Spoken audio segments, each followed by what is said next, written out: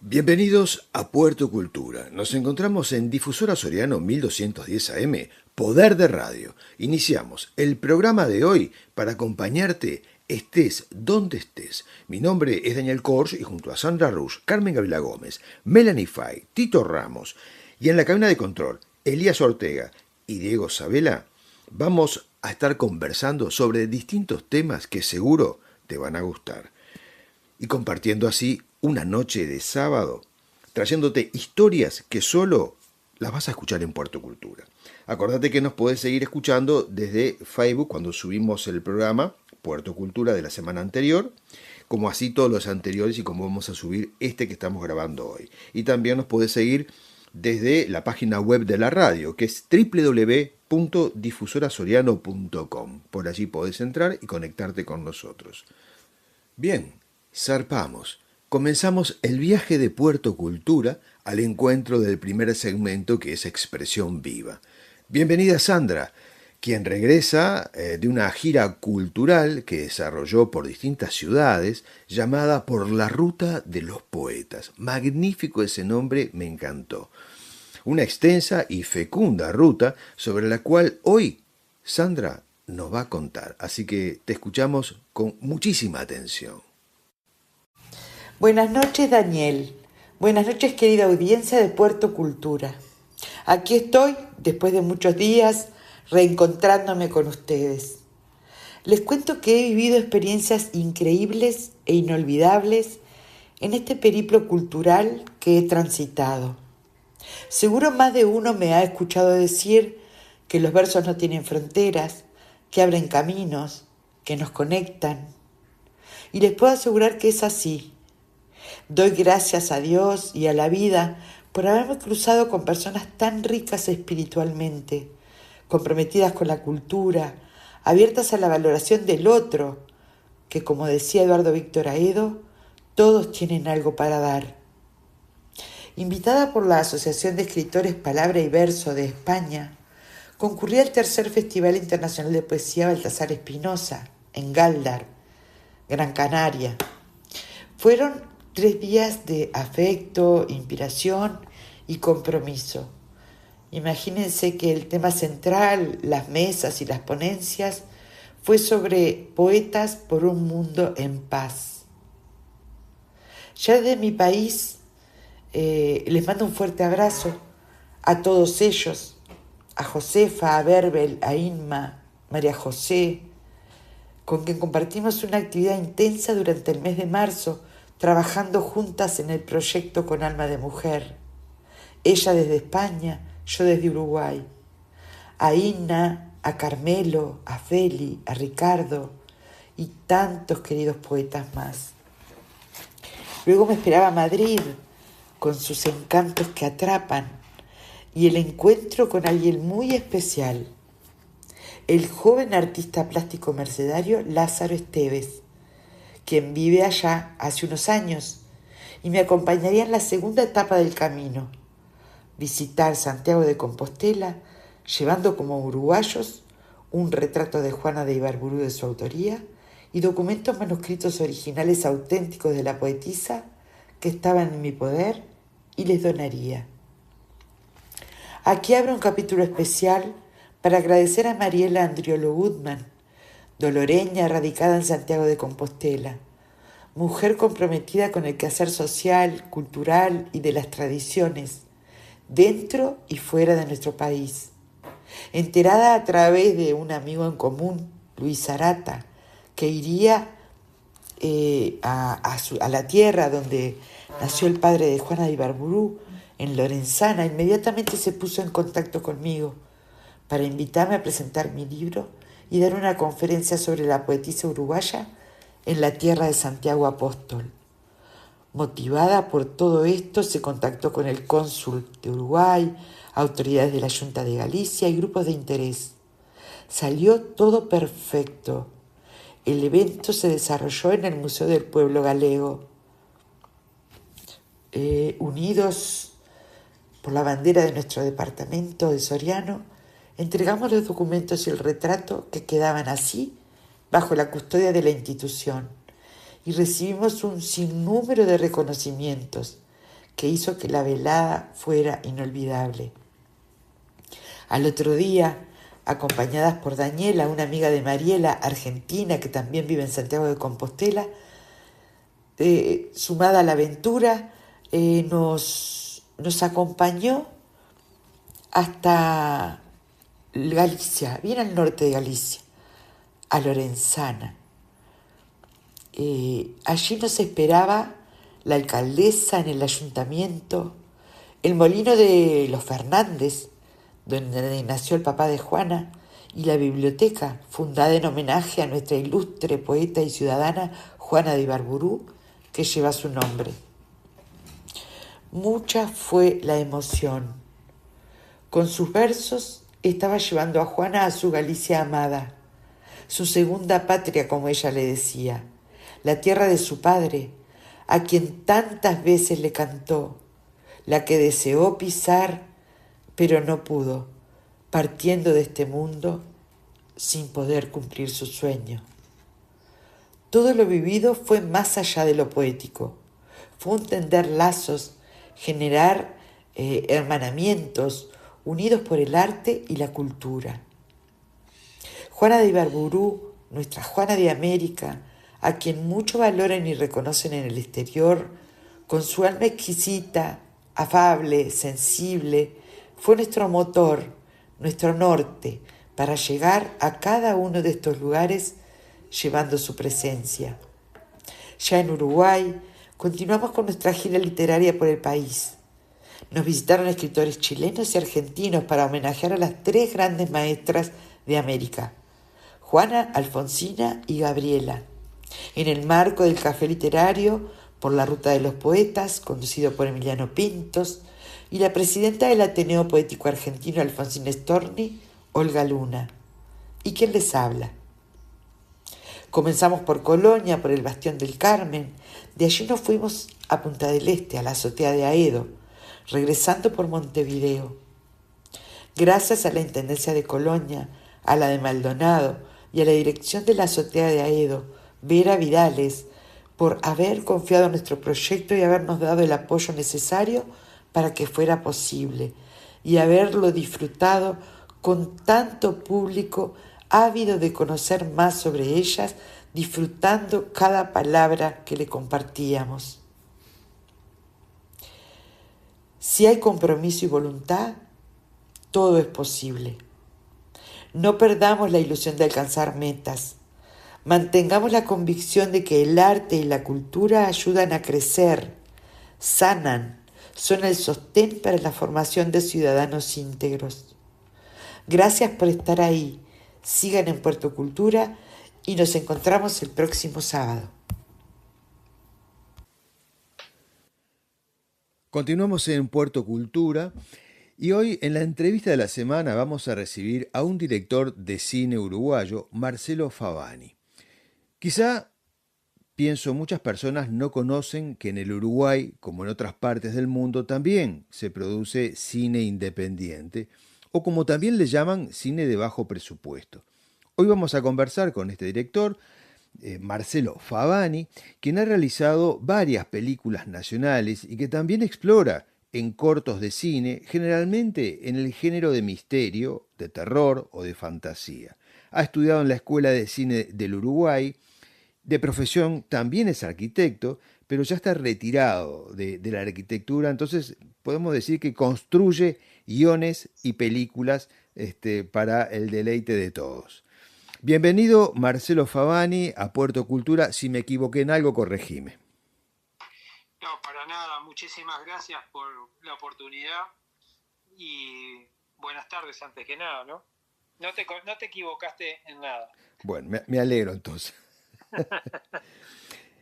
Marcelo, lo que comúnmente se llama, como mencioné hoy, cine de bajo presupuesto, hasta donde yo entiendo, sirve para explorar en nuevos enfoques, nuevos efectos y también permitir innovar en la propuesta. ¿Es así? Es así. Te puedo hacer una pequeña aclaración, que viste que cine independiente le hablan en general, no acá, como vos lo dijiste, y para el Uruguay es exactamente eso, pero viste que cine independiente le llaman al cine que no depende de los grandes estudios en Hollywood. Es cierto, es cierto. Digo, pero eso es como hablar de lo que pasa en Plutón, ¿viste? Porque como estamos en Uruguay, acá cine independiente y de bajo presupuesto, muchísimas veces se superponen ambas características, ¿viste? Entonces, lo que sí te permite es el cine independiente acá, es explorar tus propias ideas, ¿no? No dependés de nadie para llevarlas a cabo, y menos aún en esta era tecnológica donde se ha hecho muy popular el uso de las cámaras digitales e incluso los celulares. Es cierto. Mencionaste un tema importante, el uso de celulares. Para aquellas personas que nos están escuchando y de repente no tienen muy claro qué es el tema sobre el que estamos girando, creo que como ejemplo que muchos pueden de repente conocer y tenerlo en la memoria, es una película que creo que se estrenó en 1999, conocida como Proyecto Blair Witch, ¿no? O The Blair Witch Project. Correcto, sí. Creo que ahí nos da una idea de lo que hablamos, porque creo que estuvo filmada con celulares, ¿así? Sí, y estuvo muy bien eso, porque hicieron toda una campaña previa por internet, o sea, explotaron muy bien lo que era el internet, que viste que más o menos la difusión es de la década del 90. Ellos hicieron una campaña previa e inventaron un subgénero de terror que es el metraje encontrado, el found footage. Sí. Que es, me encontré unas cintas tiradas en el bosque, y cuando las reproduje me dio esto. Y sí, lo hicieron con unas cámaras digitales que después se sustituyeron por los celulares, pero el celular recogió mucho de esa modalidad, de ese subgénero. Y incluso tenés en Hilversum, en Holanda, hace muchos años, se hace un festival exclusivamente para cine filmado en celular. Ah, mira, interesante. Sí, y en Perú hay otro. Son los dos que yo conozco. La otra película también que de este estilo muy conocida es Actividad Paranormal, ya 2000 y pico, correcto. 2000 y poco, ¿no? 2007 creo que sí. Sí, ¿viste? Con cámaras. Claro. Ya la cámara IP, la que tenés en tu casa hoy, ¿no? Que vigila la entrada de tu casa quizás. Exacto. O el Porsche de tu edificio. Hay muchas con esa, ¿no? Sí. Películas que tuvieron, vamos a entendernos, un costo de repente de, no sé, 9, 10 mil dólares y recaudaron cerca de 200 millones de dólares. Un disparate. Eso es negocio. Eso es negocio, ¿no? Eso es negocio. Es el renegocio. Ese es el modelo de negocio que todos quisiéramos acceder, ¿no? Claro. O sea, pero viste que es tan volátil el gusto de la gente, ¿no? Y que tenés que realmente hacer un estudio profundo para poder ir derecho al gusto del consumidor. Pero perdés el romanticismo del cine de autor. Sí, sí, creo que hay variables que son no se pueden manejar, porque no te las imaginas, no te las imaginas. ¿Por dónde puede venir? Es como el golpe de suerte, me parece. Sí, ni hablar, porque viste que en general, cuando en cualquier forma de arte, el artista se expresa a través de su obra, y justamente se expone ante el público y expone su pensamiento, sus sentimientos, su forma de relacionarse con el mundo, y como que tira una botella al mar, ¿no? Y si alguien la recoge, está muy bien, pero si no, igual él dejó salir una parte de él que quizá estaba oprimida o quería expresarse. Bueno, si vamos a un modelo de negocio, digamos que eso no sería lo recomendable. Claro. Pero si vos te querés expresar, que es, digamos, el arte justamente te permite eso, tratás de encontrar a alguien que recoja el guante, digamos, o la botella, ¿no? La abra y vea tu mensaje. Con uno solo te alcanza. Y eso es verdad. Eso no es una frase hecha, Ujú. ni una pose, eso es verdad. Sí, porque uno podría preguntarse en todo esto, ¿no? ¿Qué es lo importante para que esto suceda? La actuación, la trama, el guión, los efectos, la credibilidad con que se muestran las escenas. Realmente Exacto. no sabes. O sea, uno apunta a todo eso, pero después está ese factor que no se sabe. Exacto, porque ¿qué pasa? Todo radica en el tema, ¿no? Yo soy un convencido y te digo más, un militante del guión, ¿no? Ujú, Y más del guión, el guión no, digamos de la historia, de lo que le llaman la plot line, que es cuando a vos te preguntan, ¿de qué va tu película? ¿No? ujú, ¿En qué consiste? Bueno, es un señor que encuentra, está buscando comida porque perdió el empleo, ¿no? Y está buscando comida en un container, encuentra una lámpara, la frota, sale un genio y le ofrece la posibilidad de no solo de volver a lo que tenía antes, sino de superarlo. Bueno, qué interesante. Pero después ujú. tenés que ver cómo armás la historia, cómo mantenés el espíritu vivo y sobre todo ahí sí pensás en cómo te interesa que progrese. Y una vez que terminás ese Ujú, cuento, lo tenés que guionar, claro. que es el instructivo que vos le das a los camarógrafos, director de fotografía, mejor dicho, director de fotografía que tiene camarógrafos y que tiene iluminadores, a la maquillista, al vestuarista, todo lo que es el diseño de arte, ¿no? Ujú. Y después vos lo tenés que dividir en escenas de tal forma que no se pierda el espíritu del cuento. Sí, sí, Viste sí. que en muchas películas, le ha pasado por ejemplo a Stephen King, Ujú. que sus libros son fabulosos porque el tipo se toma 30 páginas en detallarte Sí, sí, las características y la vida doméstica del claro. protagonista, y Ujú, vos tenés ese tiempo, claro. pero en 1 hora y media, 1 hora 40 no lo tenés, No, y no, ahí no. fracasan estrepitosamente, ¿no? Sí, sí, es Este, así. eso, eso te quería comentar. Marcelo, está probado que hay un gran público, como hablamos recién, que espera además este tipo de películas cortas, de gran tensión emocional. Pero ¿cómo funcionan estas producciones en Uruguay? Bueno, funciona en atracción a sangre, Mm, este, nunca mejor dicho, porque es las ganas de escribir, las ganas de expresarte, las ganas de convertirlo, y hablo por un montón de conocidos y amigos, ¿no? ujú, Y eso se convierte en una bola de nieve de voluntad que ujú. va creciendo conforme van aceptando los distintos actores, nunca mejor dicho, de este emprendimiento, podríamos decirle, este emprendimiento artístico, y es a pura voluntad. El dinero Sí, sí, sale de actividades claro. curriculares laborales de cada Sí, uno, sí, ahorros, o a veces alguna persona que se conviertan en sponsors ocasionales, claro. puede ser un tío, un primo, ¿no?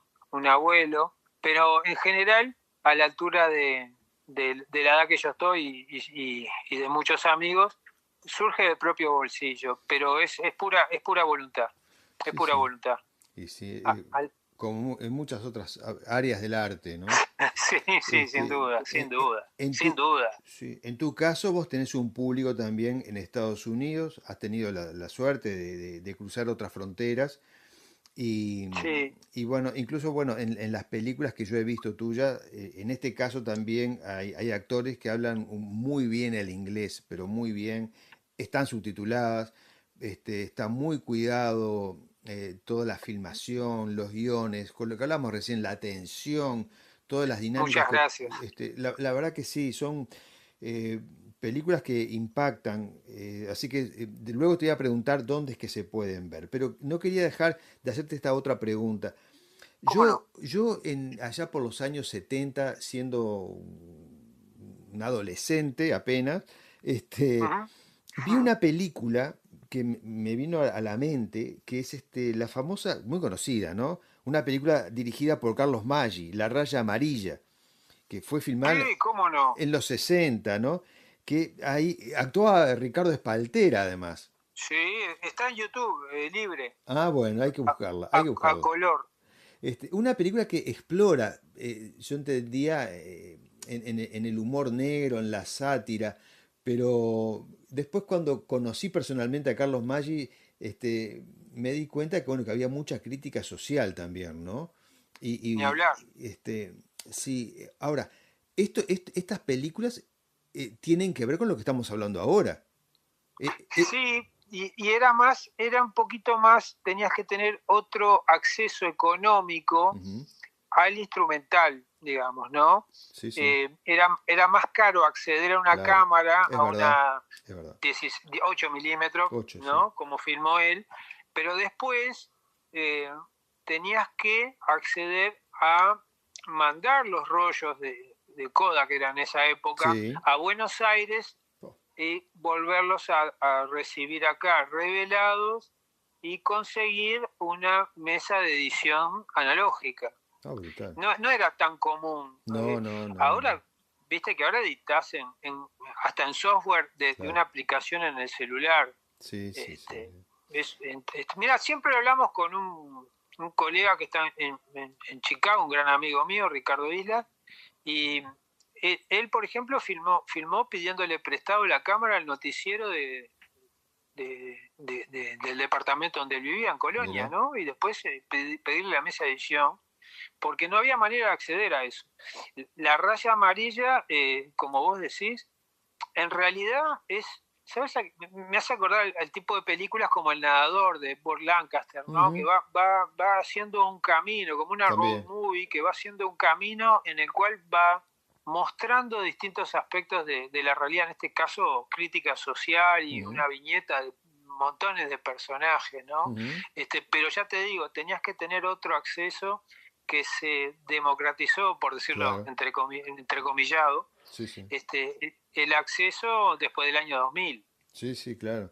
Ahora, es más de este siglo. sí, sí. Vos tenés dos películas reconocidas en el exterior, si no me equivoco, Omnibus 48 y Sí, Y Feliz Cumpleaños, ¿no? sí, Este, eh, y después hay otras producciones internacionales, entre los años 2023, 2024. Todas estas sí. películas, ¿dónde se pueden ver? El público que nos está escuchando, ¿dónde las puede ver? Mira, en YouTube, el canal se llama Terror y Suspenso Marcelo Favani. Bien, bien.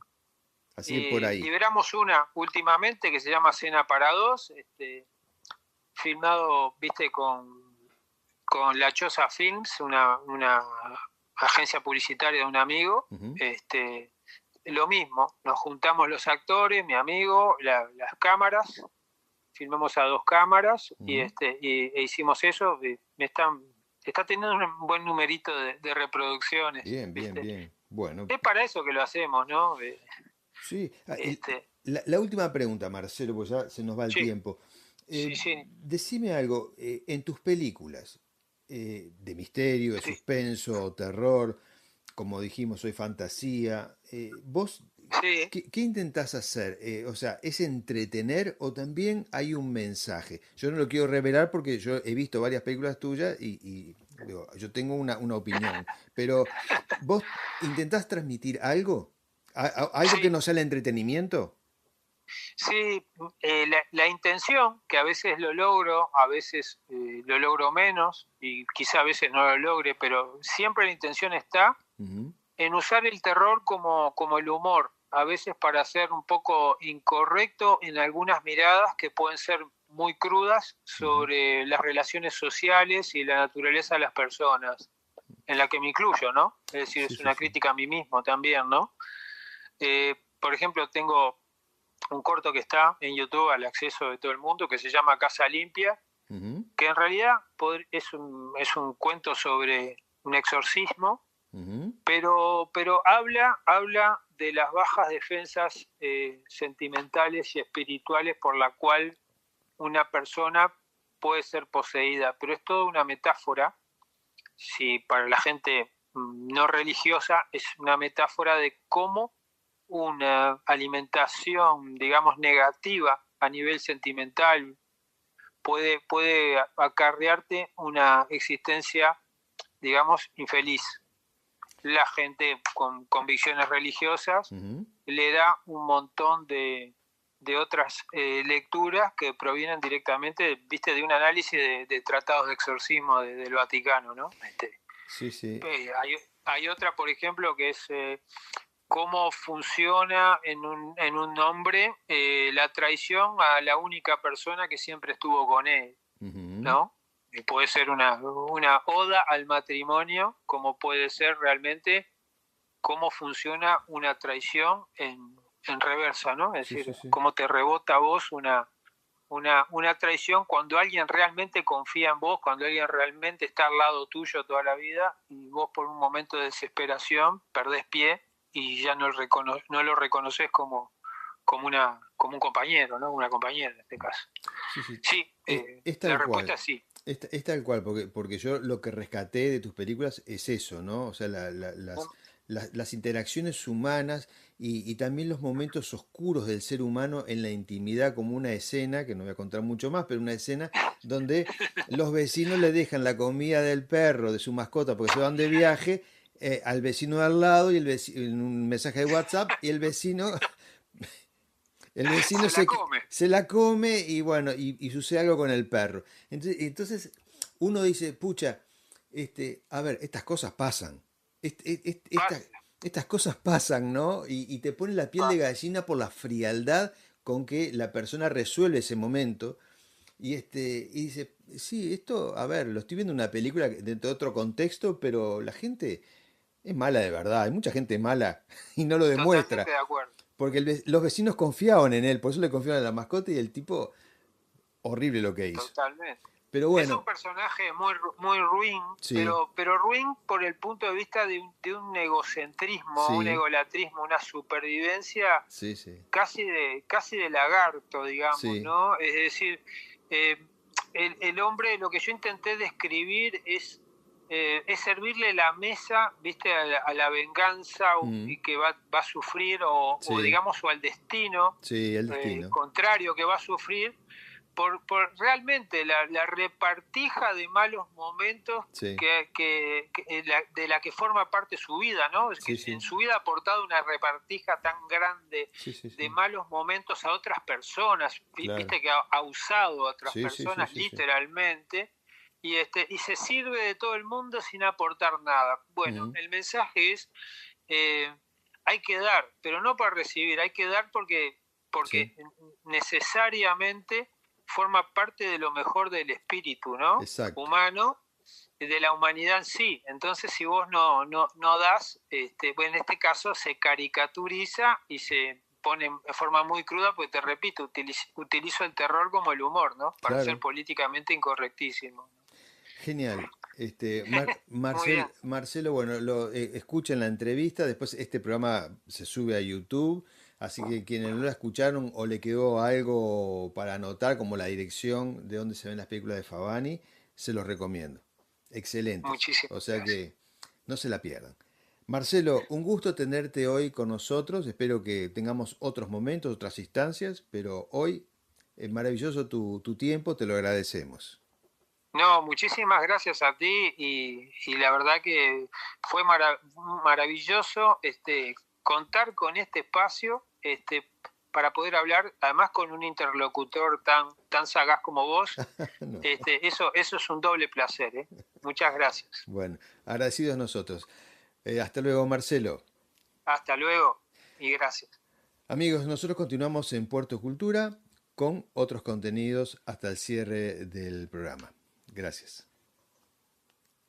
Continuamos en Puerto Cultura y en el tercer segmento del programa, Arte a la Carta, recibimos ahora a la actriz, a la comediante, a la conductora de este espacio maravilloso, Carmen Gabriela Gómez, quien continúa con el ciclo de los cambios de nuestra cultura a través de la incorporación de elementos, modas y creaciones artísticas, esas particularidades que lo cambiaron todo y que seguramente muchos de ustedes, como así también muchos de nosotros, estamos descubriendo de la mano de Carmen Gabriela Gómez. Hola, hola, ¿cómo están, oyentes de Puerto Cultura? Bueno, otro sábado más juntos. Hola Daniel, hola Sandra, hola Melanie, hola equipo, pero sobre todo hola a ustedes, nuestros queridos oyentes. Vamos a seguir con esta plataforma de hablar del pasado, de lo que acontecía en el pasado, de antes del siglo XVIII, XIX, no tanto del XX, después iremos al siglo XX.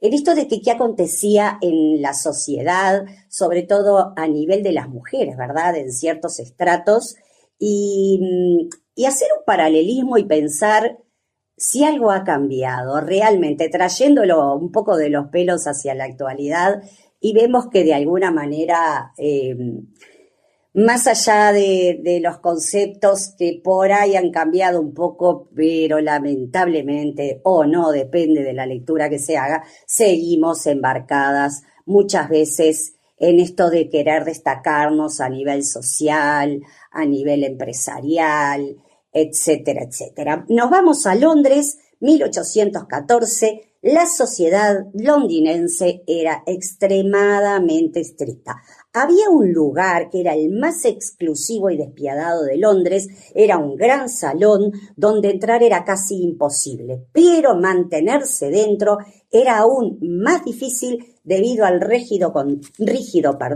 control social que se hacía en su interior. Este lugar, que no recuerdo el nombre, creo que es Almack Assembly Rooms o algo por el estilo, era regenteado por 7 mujeres conocidas como las patronas o las 7 diosas. Ellas eran una cosa de lo más afilada, poseían un poder social enorme, en especial una de ellas que se llamaba Lady Jersey. Estas mujeres decidían quién podía brillar en la alta sociedad y quién era condenada a quedar por fuera. Fíjense ustedes, ¿no? En ese entorno no importaba ni tu fortuna, ni tu apellido, porque si no contabas con la aprobación de ellas, simplemente dejabas de existir socialmente, perdiendo acceso a eventos, contactos y oportunidades. Era algo así como un reality te bajaban el pulgar y quedabas por fuera, o eras aceptado, bienvenido, pero también había que mantener ese lugar de estatus dentro del círculo londinense de la High Society de la época. No era cosa fácil. Fue entonces, en ese mismo periodo, cuando el vals comenzó a popularizarse. El vals en esa época, queridos oyentes, era un baile considerado íntimo, provocador y peligroso para la moral de la época. ¿Por qué? Porque por primera vez existía un baile en donde un hombre sujetaba a la mujer por la cintura, cosa que no se había dado hasta ahora, girara con ella frente a todos. Y era algo que rozaba en esa época, digamos que lo indecente. Sin embargo, no se trataba solo de un baile, sino de una verdadera prueba social, donde cruzar la línea sin el respaldo adecuado generaba como consecuencia el rechazo absoluto.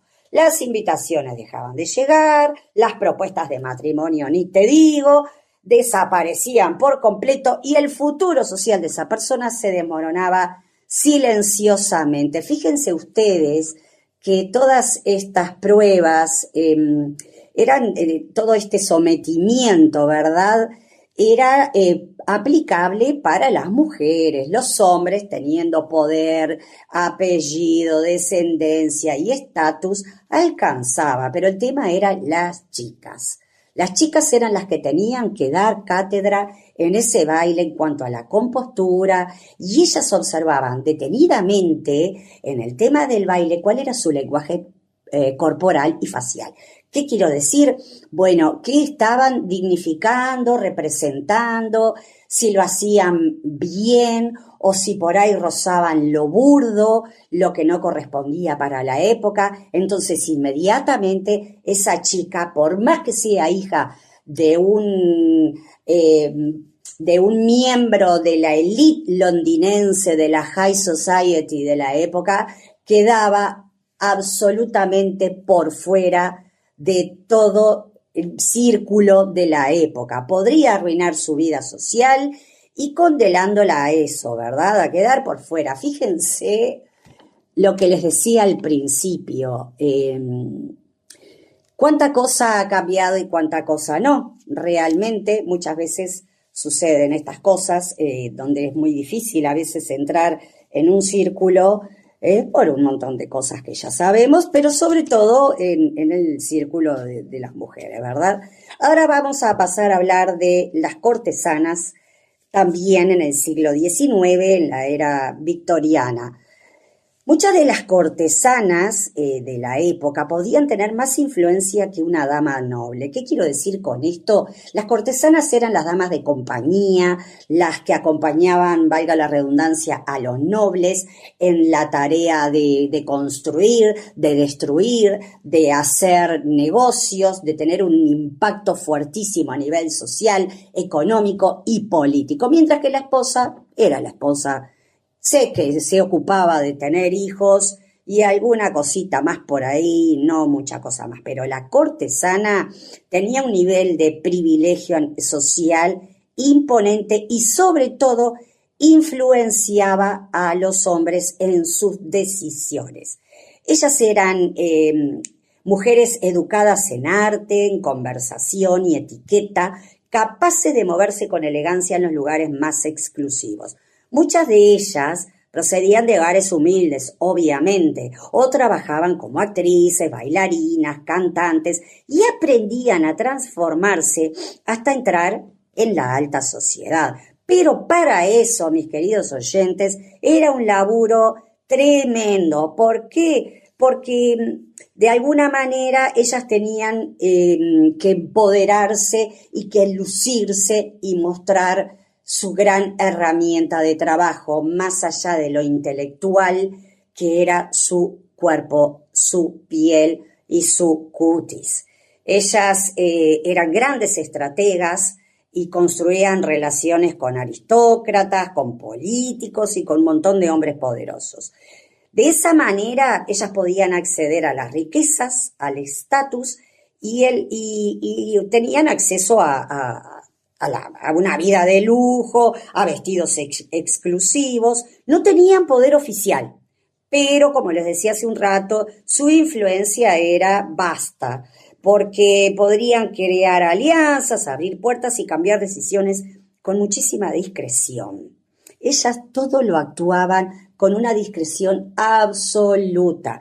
No eran unas personas visibles en esto de participar de las reuniones, obviamente, de los caballeros, pero sí ellos acudían a su opinión, pero ya ven que las mujeres siempre tenemos ese don de poder de alguna manera posicionarnos y establecer algún código que nos haga llegar más con más impacto a la última palabra que puedan llegar a tener los hombres a la hora de tomar decisiones en algún negocio o cosa por el estilo. Bueno, como les decía, su apariencia tenía que ser perfecta. El ideal de belleza de la época victoriana era la piel absolutamente pálida. La gente que tenía color en sus mejillas, en su piel, era la gente de campo, entonces ya ahí por supuesto que no aplicabas.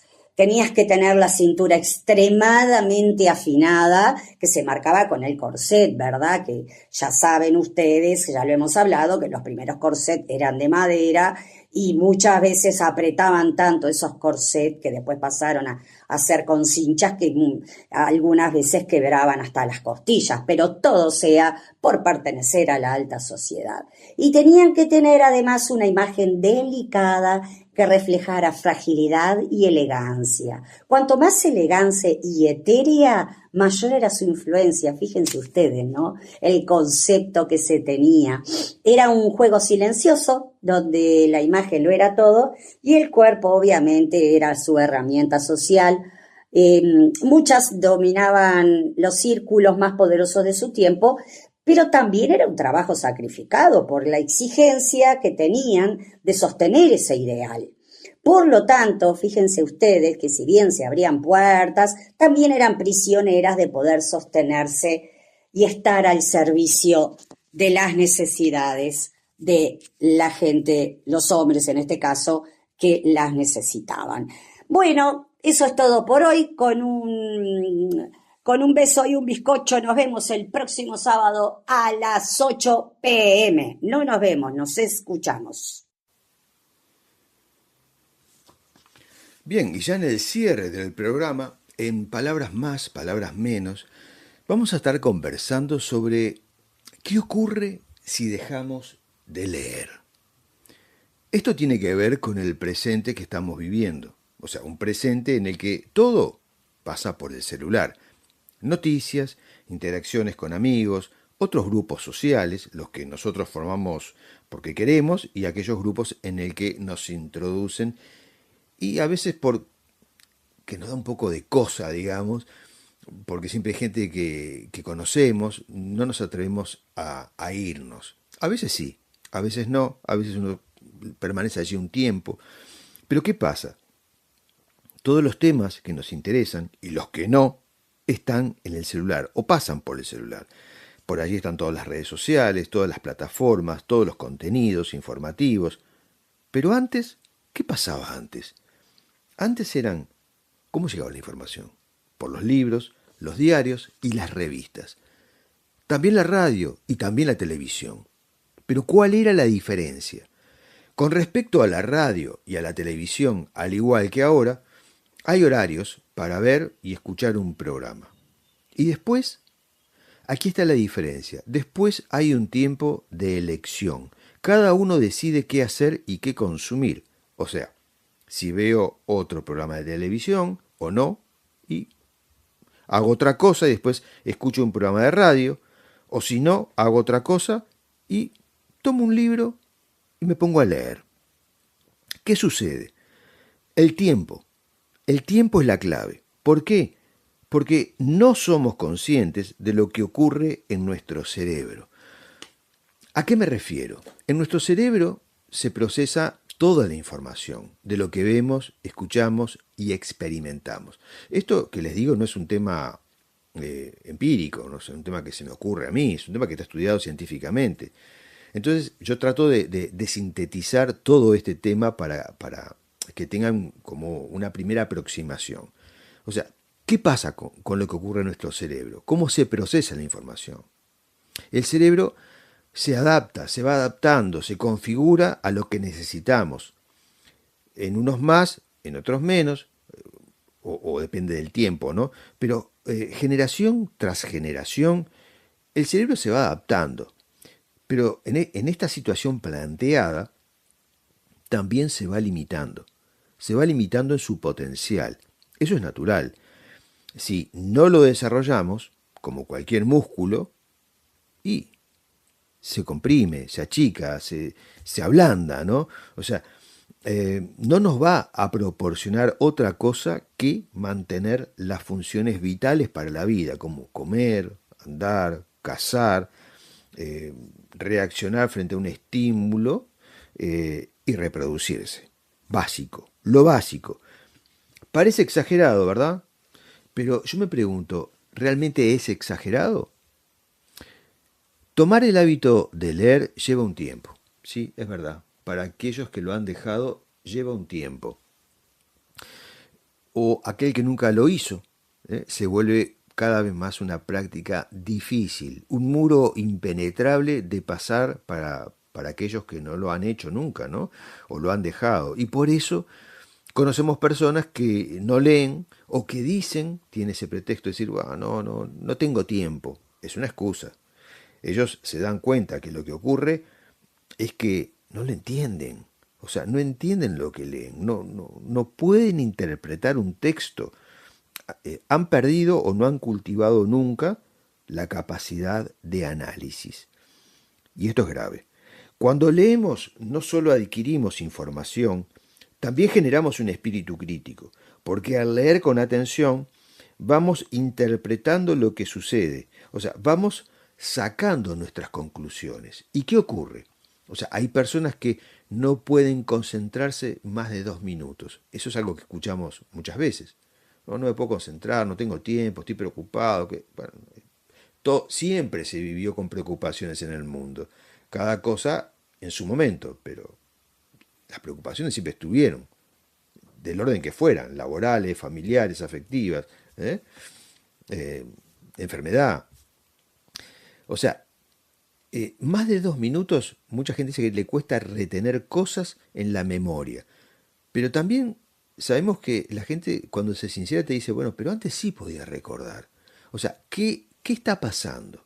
¿Qué les está pasando a estas personas que no pueden leer, que no pueden entender lo que leen, que no comprenden cuando alguien explica algo? Ese es otro tema. Uno explica y al rato o al momento dice, pero y vuelve con lo mismo, pero yo te lo acabo de explicar. ¿Qué me comí en todo esto?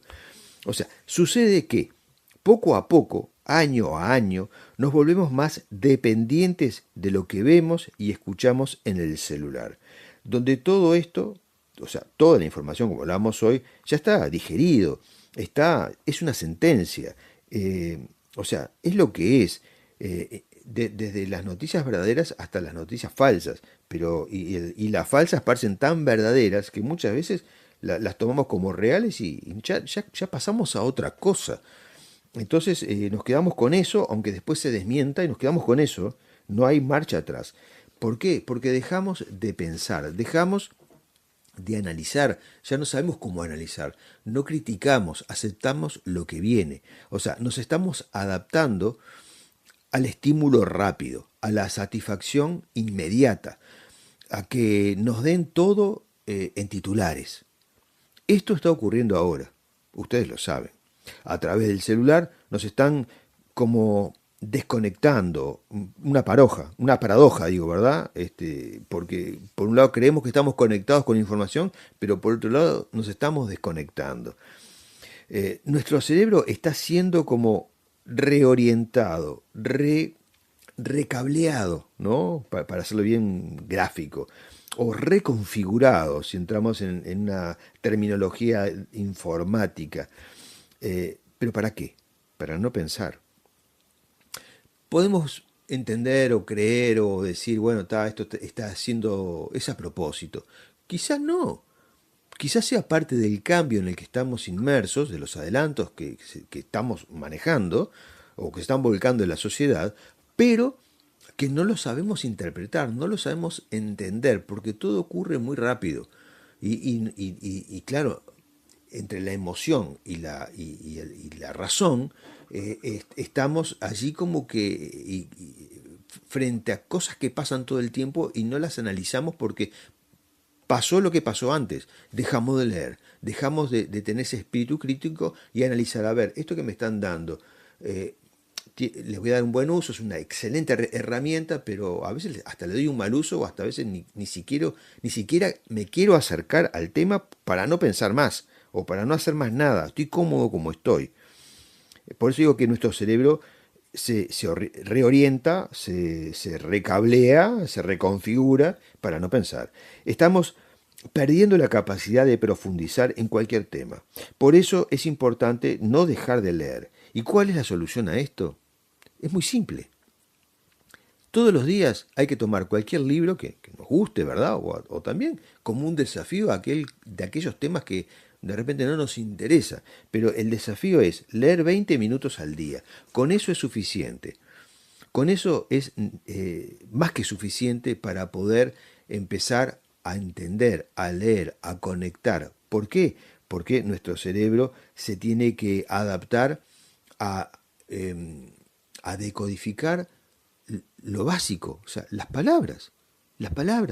O sea, las palabras son signos, son símbolos que nuestro cerebro las conoce, pero si no entendemos qué nos están diciendo esas palabras, las leemos, pero automáticamente sin racionalizar lo que están queriendo transmitir. Y la lectura no solamente nos transmite una información, también hay emociones. O sea, la lectura profunda de 20 minutos diarios cambia todo esto. que les estoy diciendo, porque el cerebro debe hacer el esfuerzo de decodificar esos símbolos abstractos que están escritos, analizarlos, entenderlos. ¿Sí? Esto se produce en un tiempo distinto al que vemos en redes sociales. Así, mientras leemos, todo se convierte en otra cosa. O sea, los símbolos hay que interpretarlos, como dije, y también, ¿qué pasa? Nos transmiten emociones, nos llevan a un nivel de imaginación que es muy diferente al que consumimos desde el celular. Nosotros, a través de la lectura, imaginamos. Yo puedo leer un libro y vos estar leyendo otro, y si nos cuenta sobre, no sé, un desierto o una isla en un océano, y lo que pasa en la isla o lo que pasa en el desierto, es muy seguro que yo lo interprete de una forma, lo visualice de una forma y vos de otra. Eso es lo que ocurre. Nosotros a través de la descripción de un personaje, yo me lo imagino de una forma y vos de otra. Pero eso es un ejercicio mental que va de la mano con la creación, con la fantasía, con la expectativa de lo que estamos leyendo, y son las emociones que se generan a partir de la lectura y me permiten a mí entender el personaje, sus emociones, su actividad, en función de lo que el autor me está planteando como un escenario probable, un escenario que ocurre en otro lugar, pero que yo me lo imagino a mi manera. Nos encontramos el próximo sábado con otros temas literarios. Gracias. Bien, les había dicho que estábamos sobre el cierre, pero ahora sí estamos ya caminando hacia el cierre del programa en los últimos minutos que nos quedan. Y para eso vamos a contarles la vida de alguien en este segmento llamado Biografías de Sábado. Vamos a hacerlo de una forma descontracturada, como para relacionarnos con la persona a quien vamos a recordar hoy de una manera muy amigable, como si le estuviera contando de un amigo a quien realmente me hubiera gustado conocer. Pero uno tiende esos puentes de amistad y de afecto hacia personas que no conoció por la admiración que siente como artista. Esto nos pasa a todos. Así que hoy vamos a recordar a Fernán Silva Valdés, quien nace en Montevideo, pero su infancia la pasa en Sarandí de allí. Fernán Silva Valdés introdujo cambios en la narrativa de su época, dejando atrás lo gauchesco, que era lo más tradicional, para pasar a lo nativista. Fernán también se interesa por la música y es bastante completo, van a ver, como artista, porque hasta el deporte que él también participó, es un arte, el deporte es un arte. Bueno, como músico, él junto a Gerardo Mato Rodríguez, el autor de La Comparsita, hace dos composiciones muy importantes en su época también, que es La Margarita Punzó, del año 1927, y la otra composición es Yo tuve una novia, del año 1930. Después escribe una letra de tango para Juan de Dios Filisberto, titulada como El clavel del aire. Títulos muy poéticos, además, ¿no? Fernán, con el tiempo, no solo ingresa a la Academia Nacional de Letras del Uruguay, sino que es uno, y esto es importantísimo también, porque es uno de los fundadores de lo que es la sección de protección de los derechos de autor en Agado. Durante mucho tiempo publica artículos de prensa en distintos medios nacionales y también en la Argentina. Cuando nace, como dije hoy que nació en Montevideo, nace precisamente en la Ciudad Vieja, sobre la calle Colón, pero los padres, fue una decisión de los padres de trasladarse en ese momento a la capital, por lo cual por poco no nace tampoco en su pueblo que vendría a ser de los padres, ¿no? Que es Sarandí de allí. Lo que aprendió de música, y esto es como para ilustrarlos en su momento, y su gusto, digamos, por aprender a tocar la guitarra o cantar, lo aprendió de sus amigos, o sea que fue autodidacta. Y recordamos también que, bueno, su padre era un escribano público, mantenía la chacra, donde tenía caballos y otros animales, ¿no? Allá en Sarandí de allí. Pero, y de ahí es donde Fernán aprende todo lo de la vida de campo, ¿sí? Porque él la vivió y creció en ese medio, básicamente. Entonces, hay una anécdota que nos sitúa en ese momento de la música, ¿no? Y ahí conocemos la influencia de dónde vino. Resulta que cuando Fernán Silva Valdés era niño, va con la familia de visita a la casa de la familia Herrera y Reisig. Entonces ellos se reunían regularmente a jugar a las cartas y a conversar, ¿no? Sobre política, temas sociales, ¿no? Y hay temas de amistad también, ¿no? Entonces, ¿qué pasa? Fernán se aburría, como todo niño se aburría. Entonces, en una oportunidad, como estaba aburrido, quisieron hacer algo para sacarlo de ese momento, llamaron, la familia de la casa, ¿no? RRC, llamaron al hijo menor para que lo acompañara y lo entretuviera. Entonces, ¿quién era el hijo menor? Sí, ustedes ya se dieron cuenta, ¿no? Entonces ahí aparece un joven vestido medio así, no formal, más bien informal, con cosas que no combinaban, o sea, mal vestido, ¿no? Estaba dentro de su casa también, ¿no? El pelo todo enrulado, desordenado, y traía una guitarra en sus manos. ¿Y quién era? Bueno, era Julio Herrera Reisig, ¿no? Y pasó la tarde tocando música y cantándole a él, entreteniéndose ambos, ¿no? Muy buena onda, Julito también. Pero pasaron muchos años, para que Fernando se diera cuenta que ese joven que lo había entretenido aquella vez por el Camino Suárez, donde tenían la residencia, era nada más ni nada menos que el gran poeta Julio Herrera y Reisig, que tiempo después se convirtió también en su maestro. Yo creo que todo esto es lo que lo lleva a nacer como escritor, ¿no? Y ahí están las influencias y las experiencias tempranas de Fernando Silva Valdés, ¿no? Fernán Silva Valdés. El padre tenía por costumbre, además, durante la cena, tratar temas de interés político y sociales. Pero después de la cena venía otra instancia donde se hablaba sobre los temas de guerra, aventuras de guerra, anécdotas, ¿no? Que conocía sobre alguien a quien admiraba, que era Napoleón Bonaparte, o también el general Oribe, de Timoteo Aparicio o de Aparicio Saravia. Entonces, y también él contaba algunos fragmentos de poema El Fausto.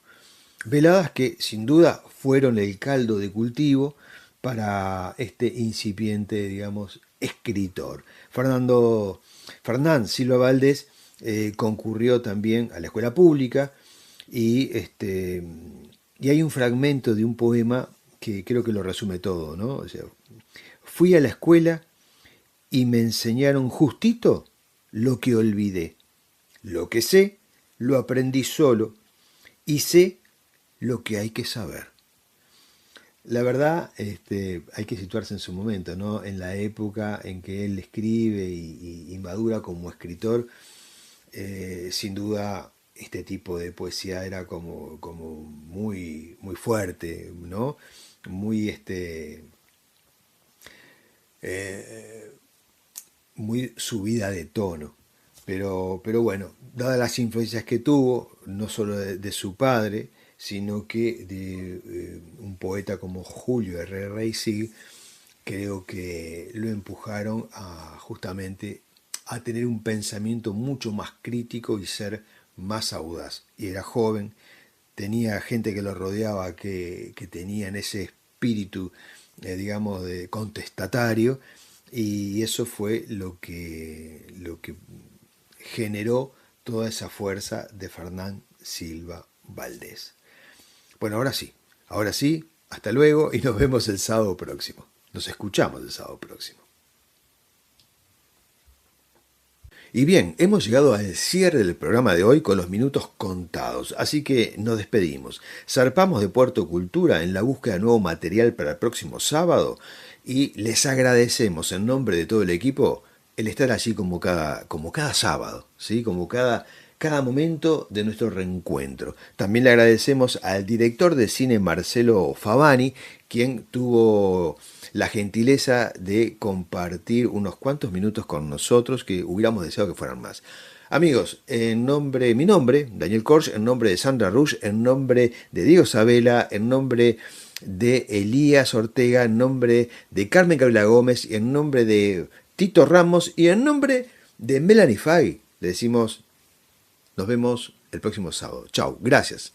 No se vayan de Difusora Soriano, que tiene la mejor programación para el fin de semana.